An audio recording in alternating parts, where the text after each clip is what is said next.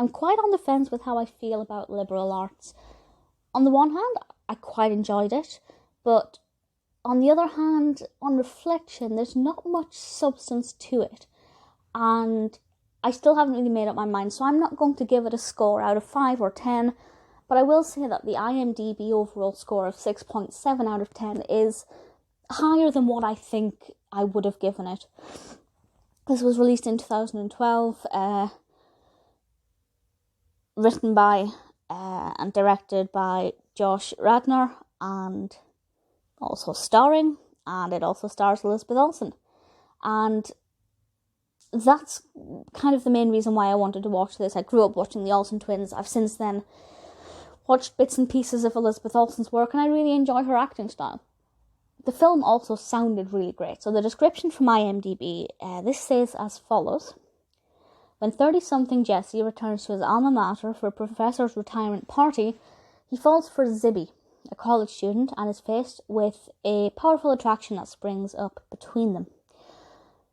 Obviously, that's Josh Radnor, who plays Jesse, and Elizabeth Olsen as Zibby. And I will say they have a great on-screen chemistry. I like both of their performances together. I did thoroughly enjoy Elizabeth Olsen. I also really like Josh Radnor as an actor.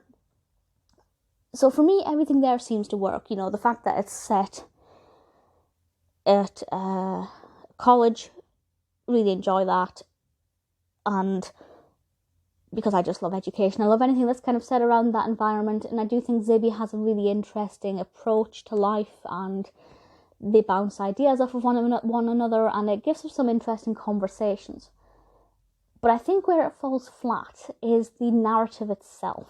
So the setting's great, the concept's interesting, the execution is quite average. It's quite slow. A lot of the time it doesn't really progress at all. And I think for me there's just something that's missing, and I don't really know what this is. Watching the relationship unfold, yes, I like that. It works very well. The characters work well together. The actors have great on-screen chemistry. The directing is fine. The locations, fine. Soundtrack, fine. Narrative, interesting. I just think the pacing is off, and there are times when it's just too still and too quiet, and it needed that little bit something to make it a little bit more interesting. It is a rom-com, but it's also a drama.